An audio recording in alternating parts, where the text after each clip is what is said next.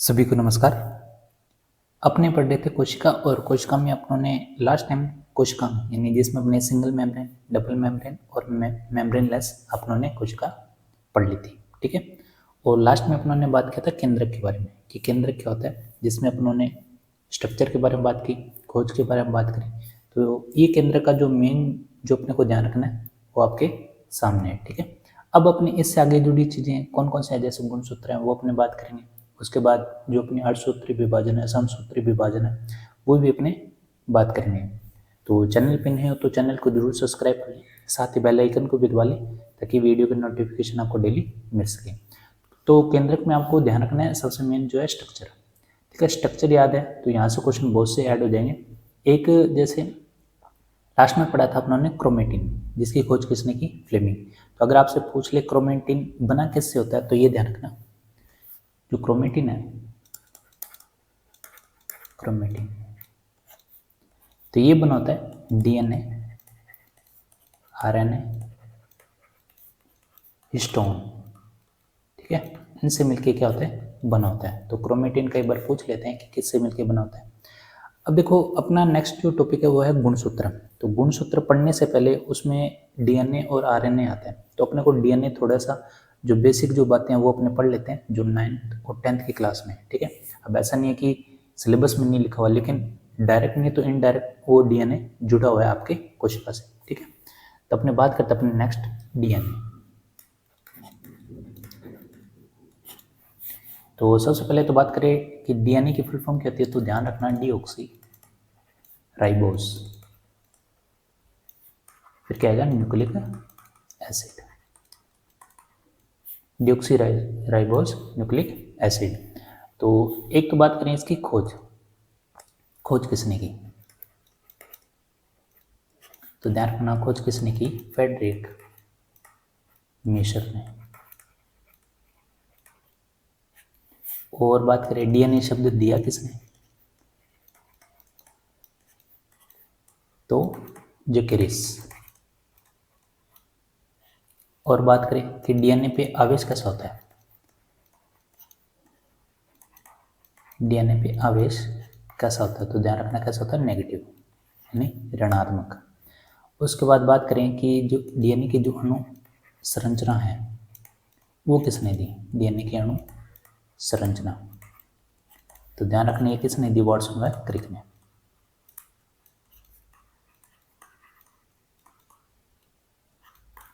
तो एक तो ये क्वेश्चन और ये, तो ये तो बहुत बार पूछे जाते हैं, तो डायरेक्ट ध्यान रखना, और एक इज फुल फॉर्म, ठीक है। अब नेक्स्ट अपने बात करते हैं डीएनए के घटक कौन कौन से हैं, डीएनए के घटक।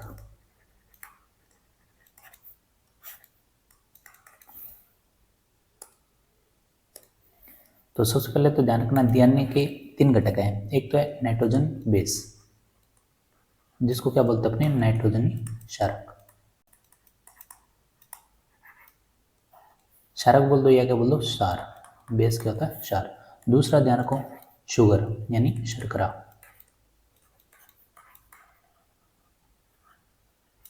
और तीसरा आपको ध्यान रखना फास्फेट, जिसको फास्फेट, फास्फेट,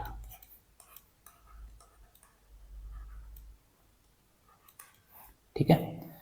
तो यहाँ पे बात की अपनों ने घटक की, तो घटक में भी अपने को ध्यान रखना है कि नाइट्रोजन जो बेस है इसके अंदर अपने पास क्या क्या पाया जाता है। तो अपने सबसे पहले बात करते हैं नाइट्रोजनी बेस। तो ध्यान रखना इसके अंदर 2 पार्ट पाए जाते हैं, एक को तो बोलते हैं पायरिमिडीन और दूसरे को बोलते हैं प्यूरिन। तो पायरिमिडीन में आपको ध्यान रखना है TCU, ठीक है, और प्यूरिन के अंदर ध्यान रखना आपको AG। तो कई बार ये पूछ लेता है, जैसे बात करें अपने कि डीएनए के अंदर क्या पाया जाता है, तो ध्यान रखना डीएनए, ध्यान रखना TCAG, ये याद रखना। और अगर आरएनए का पूछ ले, आरएनए क्या आएगा, UCAG, TCAG और UCG। तो अगर कुछ नहीं आता कि निम्न में से डीएनए में नहीं पाया जाता, तो क्या नहीं पाया जाएगा, यू, ठीक है। अब यू यहाँ पे क्या होता है, यूरेसिल, और टी का मतलब क्या होता है यहाँ पे, थायमिन। अगर पूछ लिया आरएनए में क्या नहीं पाया जाता, तो क्या नहीं पाया जाता, टी। टी मतलब क्या होता है, थायमिन। तो यहाँ पे अपने लिखते हैं टी का मतलब थायमिन, सी का मतलब क्या होता है, साइटोसिन, और यू का मतलब क्या था, यूरेसिल, यूरेसिल, और ए का मतलब होता है एडेनिन, और जी का मतलब क्या होता है, ग्वानिन, ठीक है। तो ये है कि नाइट्रोजन जो बेस है इसके अंदर पायरिमिडीन और प्यूरिन पाया जाता है। पायरिन में भी क्या पाया जाता है, TCU AG, ठीक है। नहीं तो ये आपको ध्यान रखना है, ये दो, ठीक है। कई बार फर्क पूछ लेते हैं कि दोनों में क्या नहीं है और क्या है, ठीक है। नेक्स्ट कौन सा अपने पास, शर्करा यानी शुगर।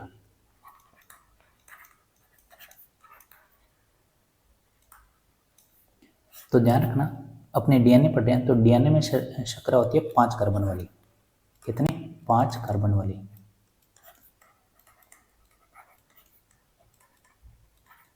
5 कार्बन वाली शर्करा होती है जिसको बोलते हैं पेंटोज, पेंटोज शर्करा, ठीक है। और ये आगे बढ़ जाती है 2 भागों में। इसको कहते हैं डिऑक्सीराइबोज शर्करा, डिऑक्सी राइबोज शर्करा,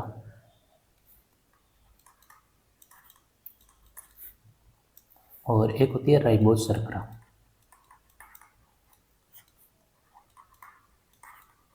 ठीक है। तो पेंटोज शर्करा में क्या आ जाएगा, तो डिऑक्सीराइबोज तो अपनों ने बात की थी, ये किसके अंदर, डीएनए के अंदर, और राइबोज जो शर्करा होगी वो किसके अंदर की, आरएनए के अंदर, ठीक है। तो बस इतना ही ध्यान रखना अपने को शुगर में। एक जो क्वेश्चन बनता है, यहाँ से बात कर लेते हैं कि जो नाइट्रोजन बेस है और इसमें ऐड हो जाए क्या, शर्करा, तब ये क्या बनेगा, तो ध्यान रखना क्या बनेगा, न्यूक्लियोसाइड, न्यूक्लियोसाइड। फिर अगर पूछ ले कि जो नाइट्रोजन बेस है और शर्करा और साथ में क्या मिल जाए, क्या था अपने पास, एक और फॉस्फेट, तब इन तीनों से मिलकर क्या बनेगा, तो ध्यान रखना क्या बनेगा, न्यूक्लियोटाइड, यानी टाइट हो जाएगा ये, न्यूक्लियोटाइड,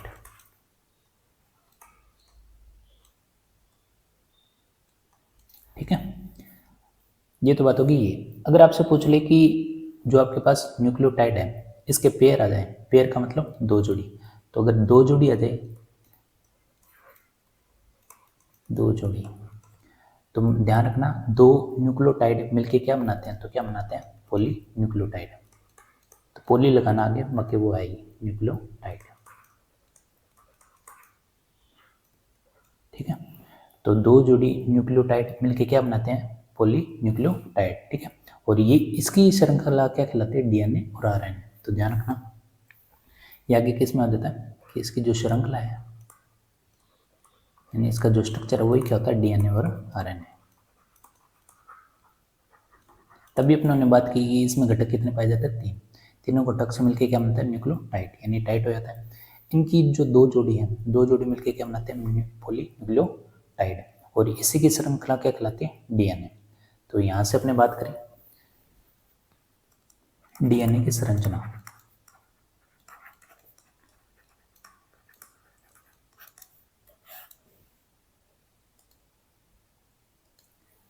तो अपने बात करें यहाँ पे डीएनए की संरचना,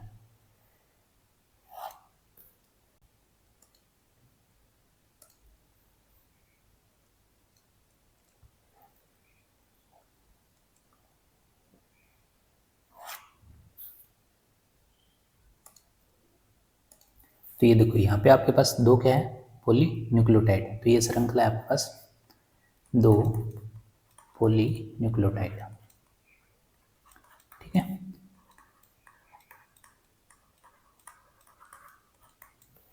अब इसमें क्या होता है, एक चीज ध्यान रखना, यहाँ पे आपके पास मिलेगा 5 और यहाँ पे, यानी ये दोनों क्या होते हैं, एक दूसरे के विपरीत, ठीक है। 5 और ये लास्ट में आ जाएगा यहाँ पे 3 और ये क्या हो जाएगा 5, ठीक है।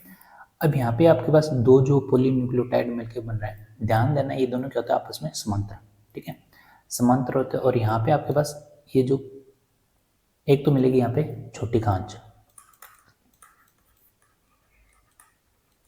ठीक है, ये दिख रही है आपको। फिर यहाँ पे देखो, यहाँ पे क्या मिल रही है आपको, बड़ी खांच।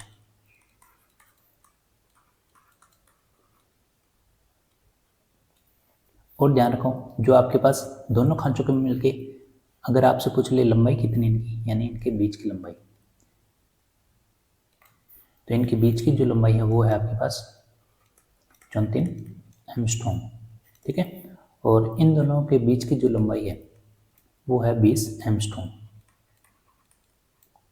तो ये ध्यान रखना है, 34 एंगस्ट्रॉम और ये कितने हैं, 20 एंगस्ट्रॉम, ठीक है, ये जो व्यास है दोनों का। तो यहाँ पे अपने को डीएनए के स्ट्रक्चर में बस इतना ध्यान रखना है। और ध्यान रखना है कि इसमें हाइड्रोजन बंध पाए जाते हैं, तो ये एडेनिन और इन दोनों के मध्य पाया जाता है डबल हाइड्रोजन बंध, और ग्वानिन और साइटोसिन के मध्य पाया जाता है ट्रिपल बॉन्ड। ये ध्यान रखना है, ठीक है। तो ये तो होगी डीएनए की स्ट्रक्चर, ठीक है। तो दो खांचों के मध्य जो लंबाई है 34 एंगस्ट्रॉम और इनका व्यास कितना है, 20 एंगस्ट्रॉम। और डीएनए और आरएनए, इन दोनों में फर्क क्या पाया जाता है, डीएनए और आरएनए। डीएनए की बातें तो और भी बहुत सी हैं, लेकिन अपने को इतना डिटेल में नहीं जाना, अपने को पहुंचना है कि अपना जो गुणसूत्र जो टॉपिक हो वो कवर हो जाए, ठीक है। तो डीएनए सबसे पहले ध्यान को, इसमें शर्करा कौन सी पाई जाती है, तो अपनों ने अभी बात की डिऑक्सी राइबोज शर्करा। और आरएनए में कौन सी शर्करा पाई जाती है, तो आप कहोगे राइबोज, ठीक है। फिर बात करें श्रृंखला, तो इसकी श्रृंखला अपनों ने अभी बात की, कौन सी होती है, दो पॉलीन्यूक्लियोटाइड,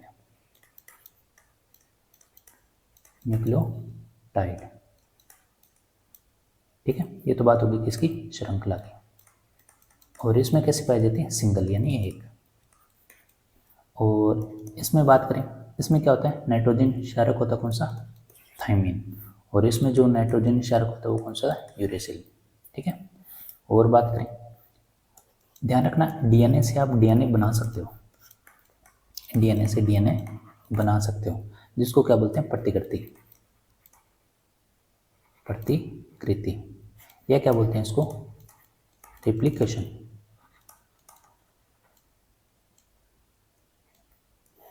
ठीक है। तो डीएनए से डीएनए बना सकते हो।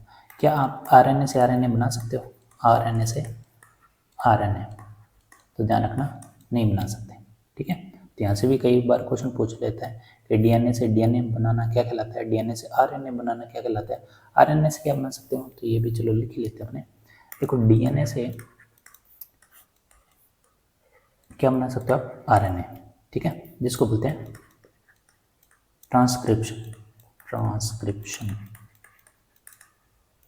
ठीक है, इसको बोलते हैं अनुलेखन। और ध्यान रखना आरएनए से आप क्या बना सकते हो, तो आरएनए से बना सकते हो आप प्रोटीन, ठीक है, जिसको बोलते हैं ट्रांसलेशन,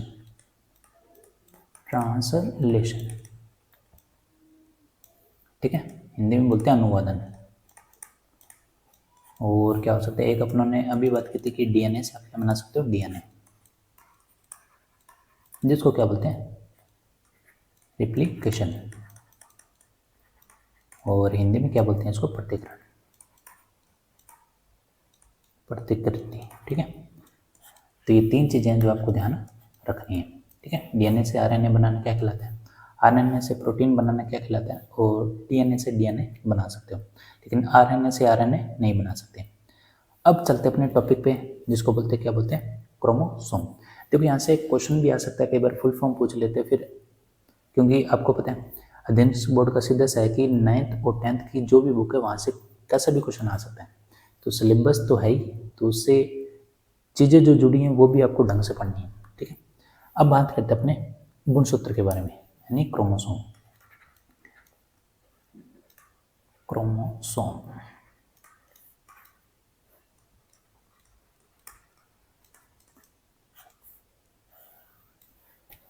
तो बात करते हैं पे गुणसूत्र। तो सबसे पहले तो बात करें गुणसूत्र बनते कब है, तो ध्यान रखना कब बनते हैं, कोशिका विभाजन के समय, कोशिका विभाजन के समय बनते हैं।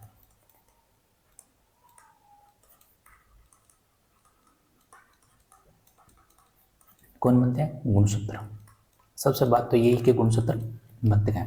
फिर बात करें गुणसूत्र किससे मिलकर बना होता है?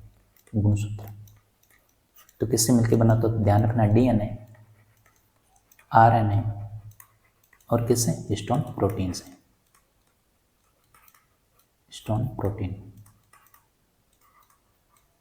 क्योंकि अपने को पता है गुणसूत्र में क्रोमेटिन भी पाया जाता है। तो क्रोमेटिन भी इससे मिल के बना होता है, डीएनए, आरएनए, हिस्टोन प्रोटीन से। तो डायरेक्ट और इनडायरेक्ट आपको ये ध्यान रखना है। फिर अपने बात करें कि जो गुणसूत्र है इसकी खोज किसने की? गुणसूत्र की खोज तो बर्गर तो खाया ही होगा आपने, तो स्ट्रासबर्गर। ठीक है। फिर बात करें गुणसूत्र शब्द दिया किसने? तो ध्यान रखना किसने दिया? वोल्टेयर ने। ठीक है। और एक ध्यान रखना, गुणसूत्र की संरचना अपने को, यानी इसको, इससे चीजें जो जुड़ी हुई हैं उसका अध्ययन अपने को कहाँ मिलेगा? तो गुणसूत्र की जो संरचना अपने को, गुणसूत्र की संरचना का अध्ययन ये अपने कहाँ करेंगे? तो ध्यान रखना कौन सी अवस्था में? मेटाफेज अवस्था में। मेटाफेज अवस्था में। ठीक है। तो गुणसूत्र की संरचना का अध्ययन हमने कौन सी अवस्था में करेंगे? मेटाफेज अवस्था में। तो वो भी अपने बात करें तो ये तो मेन बात होगी गुणसूत्र की मेटाफेज। ठीक है। तो खोज स्टारबर्गर, शब्द किसने दिया यहाँ पे? वोल्टेयर ने। और गुणसूत्र की संरचना का अध्ययन क्या कहलाता है? वो सॉरी, गुणसूत्र की संरचना का अध्ययन अपने कौन सी अवस्था में करेंगे? मेटाफेज अवस्था में। अब मेन जो क्वेश्चन है सबसे इम्पोर्टेंट, गुणसूत्र की संख्या। ठीक है। तो क्वेश्चन ये तो सबके लिए आसानी है। तो अपने को ध्यान रखना मनुष्य में कि मनुष्य में कितने जोड़ी होते हैं? कितने होते हैं? 40 या क्या बोलोगे आप? 23 जोड़ी। ठीक है।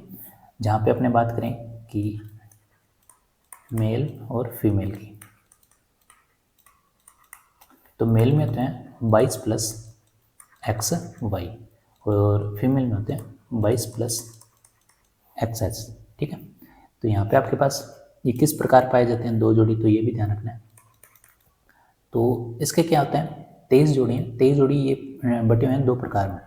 तो वो अपने को ध्यान रखना है 2 प्रकार कौन से हैं।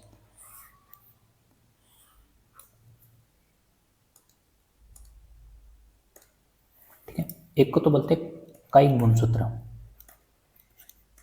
कायिक गुणसूत्र, और एक को बोलते हैं लिंग गुणसूत्र। ठीक है। कायिक गुणसूत्र इसको क्या बोलते हैं? ऑटोसोम। इंग्लिश में भी ध्यान रखो ऑटोसोम। देखो साइंस पढ़ रहे हो तो हिंदी के साथ इंग्लिश भी जरूर ध्यान रखो कि इसको बोलते हैं। कई बार डायरेक्ट अगर कई गुणसूत्र ना दे, ऑटोसोम दे, तो कंफ्यूज हो जाओगे वहाँ पे। ठीक है। तो मेन ध्यान रखना है कि इसको क्या बोलते हैं? ऑटोसोम, और इसको क्या बोलते हैं? एलोसोम। तो ये तो बात होगी यहाँ पे 2 प्रकार। तो इसमें ध्यान रखना कितने जोड़े होते हैं? 22 जोड़ी। ठीक है।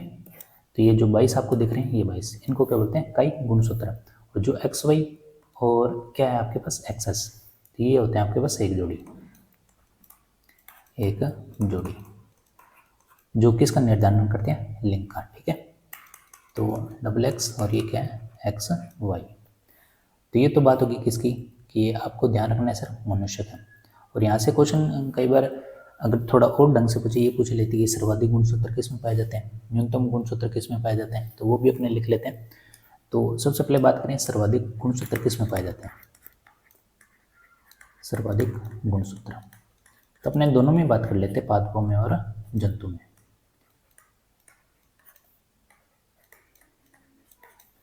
तो पादप में जो पाया जाता है उसको बोलता है ओफियोग्लोसस।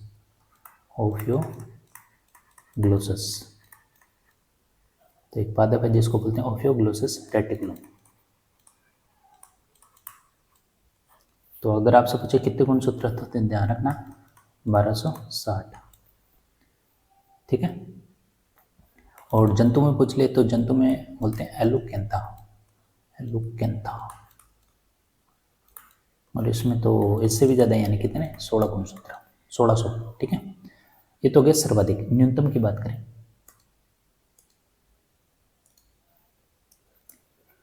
न्यूनतम गुणसूत्र,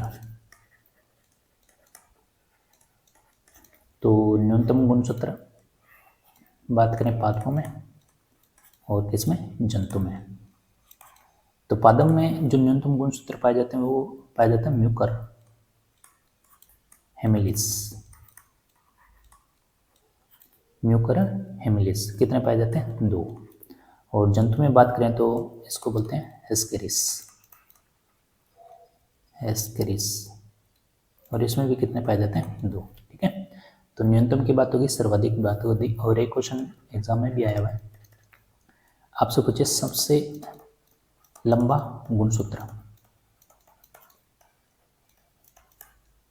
तो सबसे लंबा गुणसूत्र किसमें पाया जाता है, ट्रिलियम पादप में।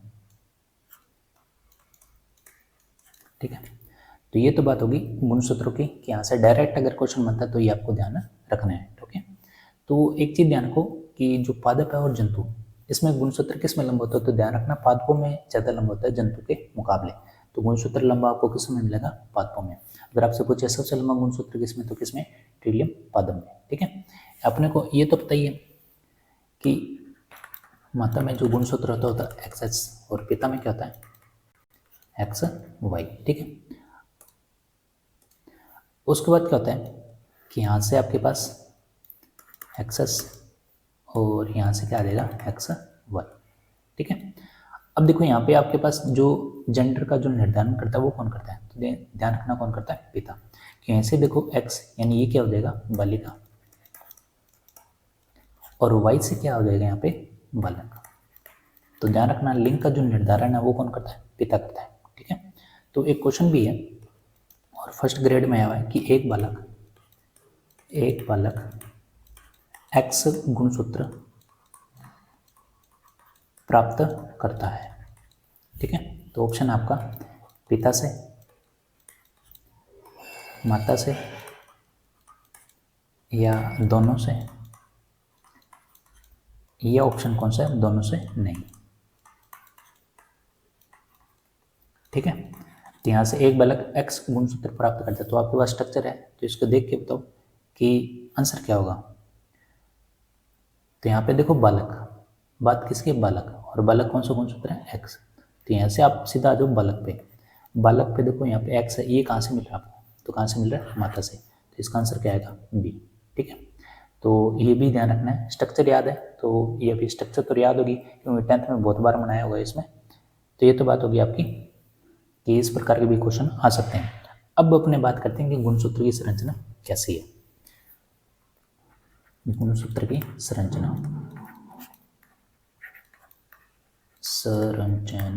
तो बात करते हैं अपने गुणसूत्र की संरचना।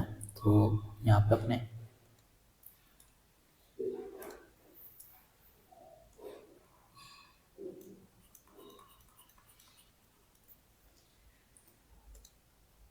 उसके बाद यहाँ पे होती है 2 भुजाएं, इसके साथ ऐड होती है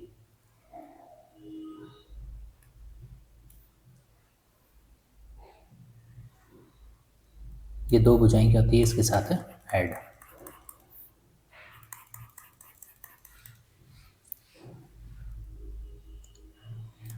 और यहाँ पे आपको क्या मिलेगा, टेलोमियर।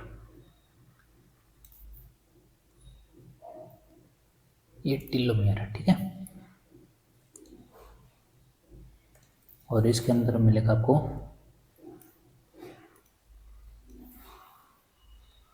ये धागे नुमा जो आकृति है, इसको मिलेंगे क्रोमिनिया। ठीक है, ये ऐसे घूमी हुई होती है, तो ये ध्यान रखना। तो अब बात करते हैं इसकी संरचना की। ठीक है, तो सबसे पहले तो ध्यान रखना, जो ये आपको बस 2 भुजाएं दिख रही हैं, इनको बोलते हैं क्रोमेटिड। क्या बोलते हैं इनको, क्रोमेटिड। ठीक है, और ये जो आपको धागेनुमा संरचना दिख रही है, इसको बोलते हैं क्रोमेनिया, क्रोमेनिया। और ये जो यहाँ से घुमा हुआ है, यहाँ से घुमा होता है, इसको बोलते हैं अपने क्रोमोमियर।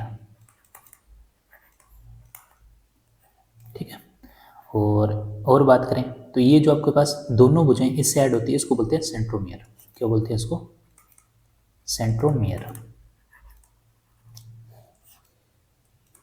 और ये बाहरी जो आवरण दिख रहा है आपको, ये जो भुजाएं दिखती हैं, तो ध्यान रखना क्रोमेटिड का जो बाहरी आवरण है यानी ये, इसको बोलते हैं पेलिकल।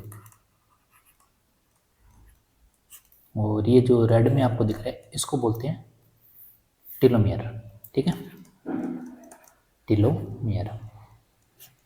तो ये तो बात आ गई गुणसूत्र की संरचना की बात। एक जो इसके अंदर और ध्यान रखना, इसमें द्रव होता है, इस द्रव को क्या बोलते हैं? मैट्रिक्स। मैट्रिक्स, ठीक है। मैट्रिक्स और कहाँ पाया जाता है? तो बात की थी माइटोकॉन्ड्रिया में, ठीक है। तो ये द्रव है जो किस में मिलेगा आपको? गुणसूत्र की संरचना में। ये संरचना है जो ध्यान रखना।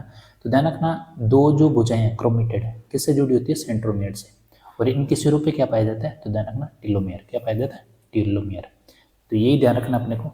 उसके बाद बात करें अपने जो सेंट्रोमियर है, तो सेंट्रोमियर के आधार पर भी गुणसूत्र के होते हैं प्रकार। तो प्रकार भी पढ़ लेते अपने। तो ध्यान रखो सेंट्रोमियर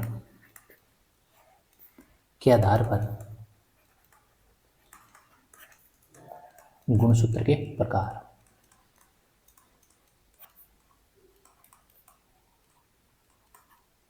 ठीक है, तो प्रकार होते हैं 4। तो सबसे पहले अपने बात करते हैं, सबसे पहले तो होता है टेलोसेंट्रिक, सेंट्रिक। ठीक है, उसके बाद होता है एक्रो, फिर होता है मेटा,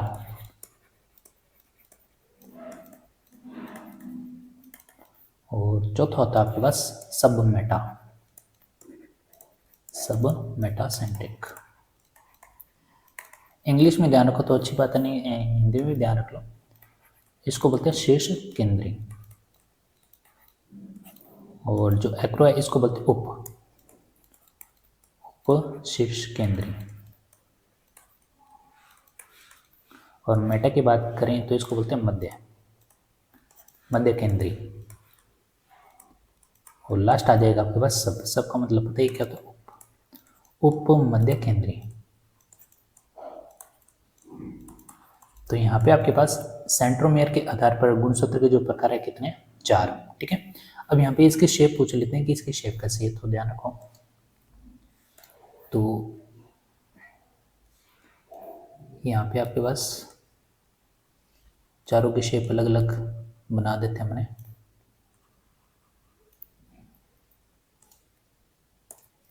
तो यहाँ पे जो आपको सबसे पहले टेलोसेंट्रिक, तो यहाँ पे क्या होता है, जो आपके पास इसमें जो शेप होती है, गुणसूत्र क्या होता है, इसमें एक ही होता है, और इसमें गुणसूत्र 2 आएंगे, एक तो बड़ा होता है और एक होता है छोटा। ठीक है, और इसमें गुणसूत्र दोनों ही बराबर होते हैं।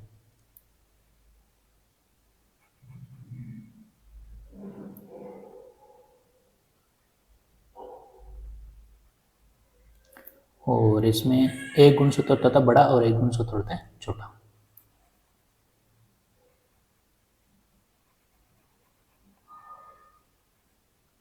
ठीक है, तो यहाँ से आपको शेप पता चलेगी। ये कैसी शेप है? तो ध्यान रखना कैसी शेप है? आई शेप। ठीक है, क्योंकि इसमें एक ही होता है, इसमें 2 होते हैं। तो यहाँ पे आपको ये शेप कैसी दिख रही है? तो ध्यान रखना, तो ये शेप आपकी जे आकार की, ये शेप कैसी है? वी शेप, और लास्ट में ये आपको दिख रही है कैसी शेप है? L shape. ठीक है, तो ये है सेंट्रोमियर के आधार पर गुणसूत्र के प्रकार कितने? 4।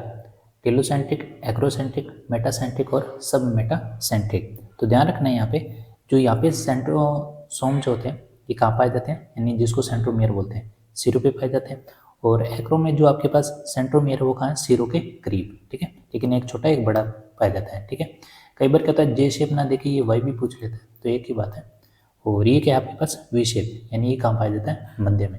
और लास्ट आपके पास सब मेटासेंट्रिक, तो सेंट्रो ये क्या पाया जाता है? इससे थोड़ा सा दूर पाए जाते हैं। ठीक है, तो ये तो बात होगी सेंट्रोमियर के आधार पर। और स्ट्रक्चर आपको ध्यान है, तो इसमें आपको स्ट्रक्चर अगर प्रॉपर याद है तो 1-2 बार वीडियो को क्या करो, रिविजन कर लो, तो स्ट्रक्चर याद हो जाएगी। इसकी थ्योरी लिखने से बढ़िया आप स्ट्रक्चर याद रखो। ठीक है, बार बार अगर रिवीजन अगर आप एक हफ्ते में कर लेते हो तो एक टाइम ऐसा आता है कि आपको बिना देखे ये चीज़ें याद हो जाती है। ठीक है, तो मिलते हैं अपने नेक्स्ट वीडियो में। ये गुणसूत्र से जो चीज़ें और जुड़ी है अपने बड़े ने डिटेल में आगे और साथ के साथ इनको शॉर्ट नोट्स के द्वारा भी तैयार करते रहें, ताकि आपको जितने भी टॉपिक हैं कोशिका से रिलेटेड, तो कोशिका पढ़ने में आपको, अगर आप स्टार्टिंग में हैं, अगर आपको पहले से पढ़ा हुआ तो आपको रिवीजन नहीं करना है, नहीं तो क्या 1 से 1.5 घंटा आपको कोशिका पढ़ने में लगता है। ठीक है, तो मिलते हैं नेक्स्ट वीडियो में।